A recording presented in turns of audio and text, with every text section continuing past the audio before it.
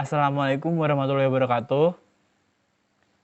Perkenalkan, nama saya Arfiana Ahmad Effendi dengan NIM J3J117264.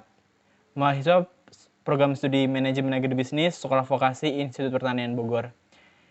Di sini saya akan mempresentasikan tugas akhir saya mengenai kajian pengembangan bisnis dengan judul Pendirian Unit Bisnis Briket Limbah Sapi Fermentasi pada CV Pendawa Kencana Multifarm Yogyakarta.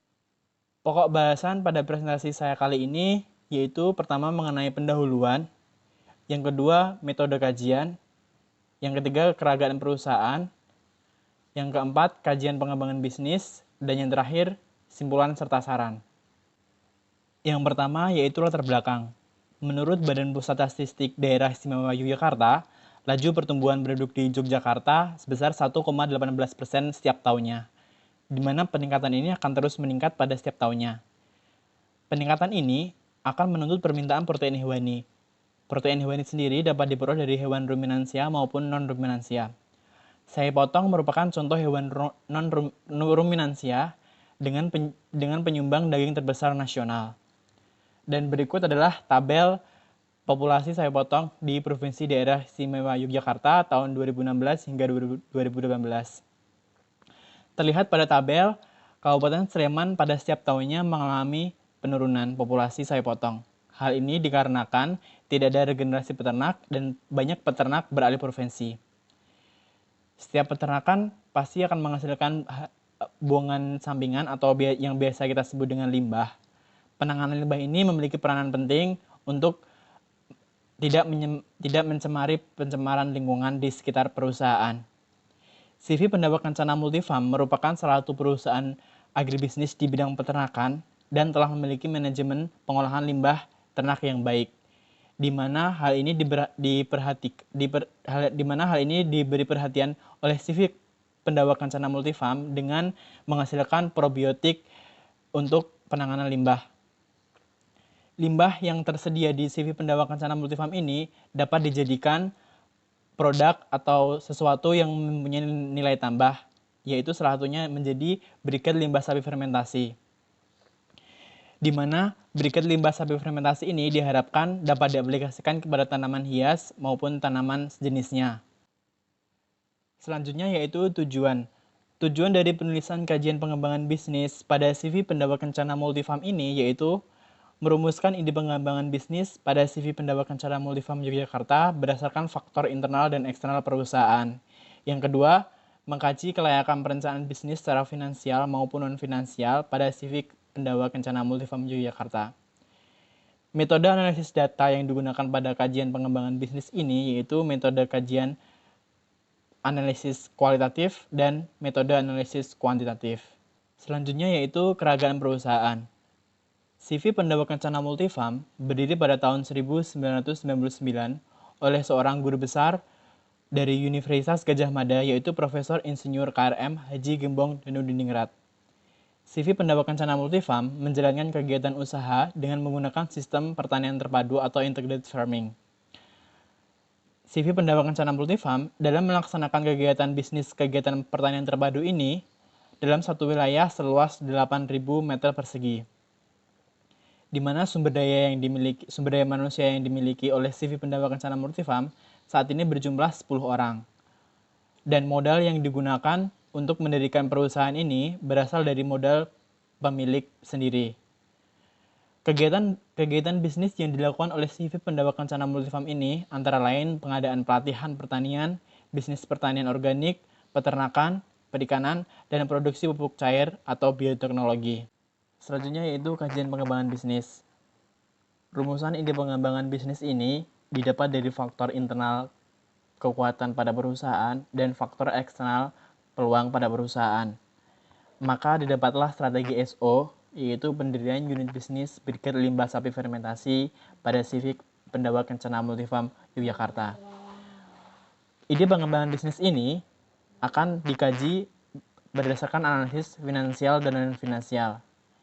Jika di analisis finansial dan non-finansial ini dikatakan layak, maka bisnis ini layak untuk dijalankan. Tetapi jika tidak layak, maka akan dilakukan evaluasi terhadap ide pengembangan bisnis ini. Selanjutnya yaitu perencanaan produk. Produk yang akan dihasilkan dari ide pengembangan bisnis ini yaitu briket limbah sapi fermentasi, di mana briket ini diharapkan dapat diaplikasikan kepada tanaman hias seperti anggrek, vanili, dan sejenisnya. Manfaat dari briket ini yaitu meningkatkan produktivitas dari tanaman itu sendiri. Proses briket limbah fermentasi ini melalui proses fermentasi dengan menggunakan probiotik proponik yang berfungsi untuk membunuh bakteri-bakteri merugikan yang terdapat dalam limbah sapi. Yang selanjutnya yaitu perencanaan produksi. Pada proses produksi briket limbah sapi fermentasi ini, dalam satu kali produksi membutuhkan waktu 12 hari.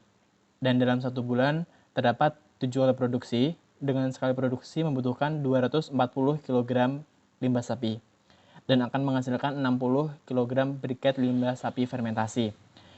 Maka dalam 1 bulan terdapat 420 kg briket limbah sapi fermentasi. Proses produksi briket limbah sapi fermentasi ini dimulai dari pengambilan limbah ternak sapi sampai proses pengepakan atau pengemasan. Pengambilan limbah ternak sapi ini dilakukan pada setiap pagi hari ketika pembersihan kandang. Selanjutnya, limbah sapi diletakkan pada tempat penampungan dan akan terjadi proses fermentasi dengan penambahan probiotik proponik. Setelah dalam waktu 5-7 hari proses fermentasi, limbah sapi akan dilakukan pengadukan dengan penambahan jamur trichoderma dan tepung kanji yang berfungsi sebagai perekat. Selanjutnya, briket akan dicetak dan dikeringkan di bawah terik matahari. Proses selanjutnya yaitu penimbangan briket sapi. Briket limbah sapi fermentasi ini ditimbang dalam karung seberat 1 kg. Kajian pengembangan bisnis yang selanjutnya yaitu perencanaan pemasaran.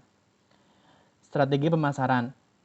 Segmentasi pasar yang dituju dalam briket limbah sapi fermentasi ini yaitu ada segmentasi demografi dan geografi. Segmentasi secara demografi yaitu adalah para konsumen pehobi, petani, dan toko tanaman hias. Dan secara segmentasi geografi, briket limbah sapi fermentasi ini dipasarkan di daerah istimewa Yogyakarta dan sekitarnya. Yang kedua, mengenai targeting. Target pasar yang ingin dituju dalam kajian pengembangan bisnis ini yaitu masyarakat pehobi, petani, dan toko tanaman hias. Positioning yang dimiliki briket limbah sapi fermentasi ini yaitu memiliki kualitas terjamin, tanpa bahan kimia, dan harga terjangkau dengan slogan yang dimiliki yaitu berisap solusi terbaik. Perencanaan pemasaran yang selanjutnya yaitu 4P. Yang pertama, produk. Produk yang dihasilkan yaitu briket limbah sapi fermentasi yang akan memiliki brand, di mana brand ini akan memiliki nilai yang berkualitas dan juga terpercaya dengan harapan akan menarik konsumen. Brand yang dimiliki oleh briket limbah sapi fermentasi ini yaitu adalah berisap. Kemasan produk untuk briket ini akan dibuat semenarik mungkin dengan karung plastik dengan kapasitas 1 kg. Yang selanjutnya yaitu harga. Harga jual briket limbah fermentasi ini sebesar 20.000 per kilogram. Penetapan harga ini didasarkan atas perhitungan harga pokok penjualan atau HPP dan melihat juga harga pasar. Selanjutnya yaitu place atau tempat. Pendistribusian pada briket limbah sapi fermentasi ini distribusikan secara langsung kirim setelah proses pengepakan atau pengemasan. Lokasi pemasaran akan ditetapkan pada lokasi yang mudah dijangkau dan beberapa konsumen bisa langsung datang ke tempat perusahaan jika ingin membelinya. Sistem pemesanan bisa dilakukan dengan pre-order atau sistem pemesanan langsung ketika konsumen membeli pada saat itu juga. Dan sistem pembayaran dilakukan pembayaran secara langsung ketika konsumen membelinya atau dengan pembayaran non-tunai. Promosi yang akan dilakukan adalah promosi secara personal selling atau secara langsung dengan memanfaatkan peserta pelatihan yang datang pada perusahaan dengan harapan peserta pelatihan akan menyebarkan ke masyarakat luas. Selanjutnya yaitu perencanaan organisasi, manajemen, dan sumber daya manusia. Unit bisnis briket limbah sapi fermentasi ini tidak berdiri sendiri. Dalam artian unit bisnis ini masih dalam naungan CV Pendapatan Multifarm Yogyakarta. Hanya saja terjadi penambahan sedikit pada struktur organisasi perusahaan. Tenaga kerja tambahan yang akan direkrut dalam pengembangan bisnis ini adalah sebanyak 3 orang. Ketiganya tersebut memiliki posisi yang sama, yaitu sebagai karyawan atau tenaga kerja dari proses produksi briket limbah sapi fermentasi. Ketiga orang ini adalah pekerja lulusan sekolah dasar atau SD yang dimanfaatkan tenaga kerjanya sebagai pekerja. Hal ini dikarenakan karena memanfaatkan warga sekitar yang mayoritas yaitu hanya lulusan sekolah dasar atau SD. Selanjutnya yaitu mengenai perencanaan sosial dan lingkungan.